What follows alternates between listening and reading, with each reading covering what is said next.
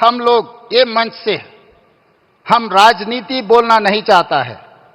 4 करोड़ तेलंगाना के जनता ये सोच रहा है कि आगे तेलंगाना तरक्की करना है। जिस दिन इस देश का प्रधानमंत्री मनमोहन सिंह जी था, तब मोदी जी गुजरात के मुख्यमंत्री थे।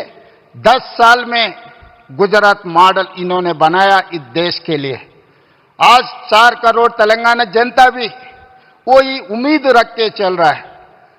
जब मोदी जी इस देश का प्रधानमंत्री है, लोग मेरे ऊपर उम्मीद रखा है आने वाले 10 साल में तेलंगाना मॉडल बना के 2034 $1 ट्रिलियन इकोनॉमी रीच करने के लिए। अब हमारे रेवंता जी ने कहा था कि हाँ हम पॉलिटिकल बात नहीं करेंगे, तो मैं भी नहीं करूंगा। और इसलिए नॉन पॉलिटिकल बात मैं रेवंता जी से कहूंगा कि 10 साल के शासन में भारत सरकार ने जितना गुजरात को दिया वो मैं आपको देने को तैयार हूं। लेकिन मेरी जानकारी से मैं आपको बता देता हूं कि जैसे ही मैं ऐसा करूंगा, आपको जो अभी मिल रहा है वो आधा हो जाएगा। आप जहां पहुंचना चाहते हैं नहीं पहुंच पाएंगे, और इसलिए अच्छा है कि मेरे से ही जोड़ो।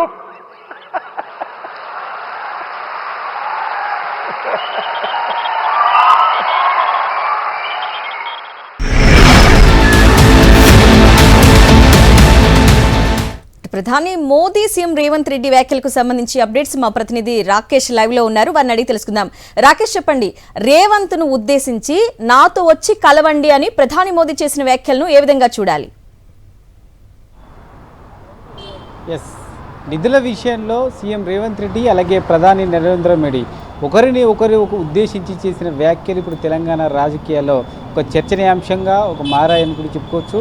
ముఖ్యంగా గుజరాత్ ముఖ్యమంత్రిగా నరేంద్ర మోడీ ఉన్నప్పుడు ప్రధానిగా అప్పటి మన్మోహన్ సింగ్ గుజరాత్ అభివృద్ధికి కృషి చేశారు. అప్పుడు గుజరాత్ మోడల్గా ఎప్పుడైతే నరేంద్ర మోడీ తీర్చిదిద్దాలనుకున్నారో దానికి అనుగుణంగా అప్పటి ప్రధానమంత్రి మన్మోహన్ సింగ్ కృషి చేశారు. ఇప్పుడు కూడా తెలంగాణ అభివృద్ధికి తెలంగాణ మోడల్కి ప్రధాని నరేంద్ర మోడీ కృషి చేయాలి, ఆ తీరుగా నిధులు ఇవ్వాలంటూ కూడా సీఎం రేవంత్ రెడ్డి ప్రధాని నరేంద్ర మోడీని రిక్వెస్ట్ చేశారు. ఆ తర్వాత ఈ అంశాన్ని మాట్లాడిన ప్రధాని నరేంద్ర మోడీ తెలంగాణకు ఇప్పటికే చాలా వరకు నిధులు ఇస్తున్నాం, అయితే గుజరాత్కు మన్మోహన్ సింగ్ ఇచ్చినట్టుగా నిధులు ఇస్తే ఇప్పుడు తెలంగాణకు వచ్చిన నిధులలో కేవలం సగం మాత్రమే వస్తాయి, అంతకు మించిన నిధులు ఇస్తున్నామంటూ కూడా చెప్పుకొచ్చారు. అయితే సీఎం రేవంత్ రెడ్డి అనుకున్న టార్గెట్ రీచ్ కావాలంటే తనతో కలిసి రండి అంటూ కూడా నవ్వుతూ ఒక ఇండికేషన్ అయితే ఇచ్చారు. దీంతో ఇప్పుడు ఒక చర్చనీయాంశంగా మారింది. ఎందుకంటే నవ్వుతూ నాతో కలిసి రండి అని ప్రధాని నరేంద్ర మోడీ ఏ ఉద్దేశంతో అన్నారనేదే ఇప్పుడు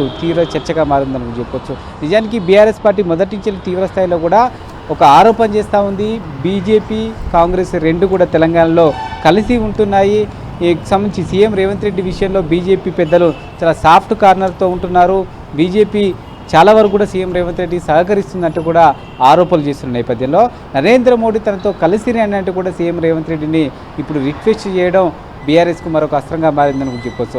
అయితే నరేంద్ర మోడీ వ్యాఖ్యలను కాంగ్రెస్ పార్టీ ఏ విధంగా స్వీకరిస్తుంది, ఈ అంశాన్ని నరేంద్ర మోడీ వ్యాఖ్యల్ని రేవంత్ రెడ్డి ఏ విధంగా దీన్ని తిప్పి కొడతారు, దీన్ని పాజిటివ్గా తీసుకుంటారా, నెగిటివ్ తీసుకుంటున్నారా, లేకుంటే బీఆర్ఎస్ చేసిన ఆరోపణలకు ఏమైనా కౌంటర్ ఇస్తారనేది చూడాలి. మొత్తంగా ఒక హాట్ టాపిక్గా అయితే మారిందని కూడా చెప్పుకోవచ్చు. ఎందుకంటే పరేడ్ గ్రౌండ్ బహిరంగ సభ ద్వారా తెలంగాణలో అధికారంలో ఉన్న కాంగ్రెస్ పార్టీ పైన తీవ్ర స్థాయిలో విమర్శలు చేస్తారు.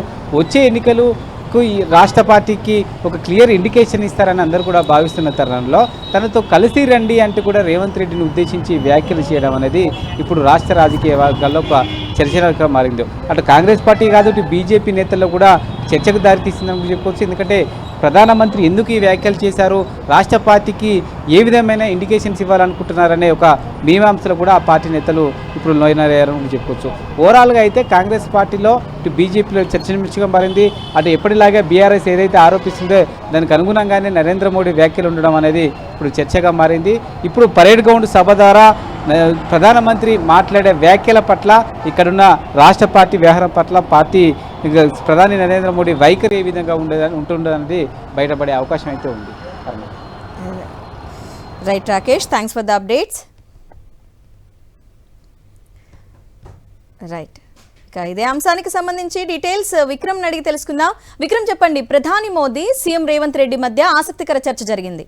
మన్మోహన్ హయాంలో గుజరాత్కు నిధులు ఇచ్చినట్టే ఇస్తే తెలంగాణకు సగం కూడా నిధులు రావన్నారు మోదీ. మాతో కలిసి రండు అంటూ రేవంత్ను ఉద్దేశించి వ్యాఖ్యానించారు. దీన్ని ఎలా చూడాలి? అరుణ, మనం చూసుకోవచ్చు బీజేపీ దేశవ్యాప్తంగా వేగంగా అడుగులు వేస్తున్నట్టు స్పష్టమవుతుంది. కాంగ్రెస్ ముక్త్ భారత్ నినాదంతో బీజేపీ ముందుకు వెళ్తుంది. ఈ నినాదంలో భాగంగానే రేవంత్ రెడ్డిని బీజేపీలో ముందుకు కలిసి రావాలని చెప్పి ఆహ్వానించారా అన్న ఒక అనుమానాలు అయితే తలెత్తుతున్న పరిస్థితి ఉంది. మరోవైపు మనం చూసుకోవచ్చు, గతంలో యూపీఏ ప్రభుత్వం ఉన్నప్పుడు రాష్ట్రాలకు 32% వాటా మాత్రమే వచ్చేది. మోడీ అధికారంలోకి వచ్చాక రాష్ట్రాలకు 42% వాటా వస్తున్న పరిస్థితి ఉంది.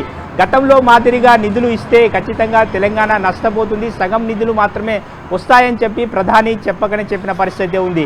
ఈ నేపథ్యంలో మనం చూసుకోవచ్చు, ఖచ్చితంగా కలిసి రావాలి అన్న నినాదాన్ని రాజకీయంగానే చూడాలా, అభివృద్ధి కోణంలో చూడాలా అన్నది కొంత సందిగ్ధం కనిపిస్తున్న పరిస్థితి ఉంది. ఈ నేపథ్యంలో మనం చూసుకోవచ్చు, ప్రధాని నరేంద్ర మోడీ కామెంట్స్కి సంబంధించి రెండు రకాలుగా కనిపిస్తున్నారు. ఒకటి అభివృద్ధి కోణము, ఒకటి రాజకీయ కోణం. కలిసి కాంగ్రెస్ ముక్త్ భారత్ నినాదంలో భాగంగా కలిసి రావాలని అన్నారా, లేకుంటే మరో అభివృద్ధి విషయంలో కలిసి రావాలా అన్న దాని మీద కొంత చర్చ అయితే కొనసాగుతున్న పరిస్థితి ఉంది. మొత్తానికి మనం చూసుకోవచ్చు, తెలంగాణ రాజకీయాల్లో మరి కాసేపట్లోనే ప్రధాని నరేంద్ర మోడీ పరేడ్ గ్రౌండ్లో మరి బహిరంగ సభ ఉంది. ఆ బహిరంగ సభలో ఏం మాట్లాడతారు అన్నది కొంత ఆసక్తి రేపుతున్న పరిస్థితి ఉంది.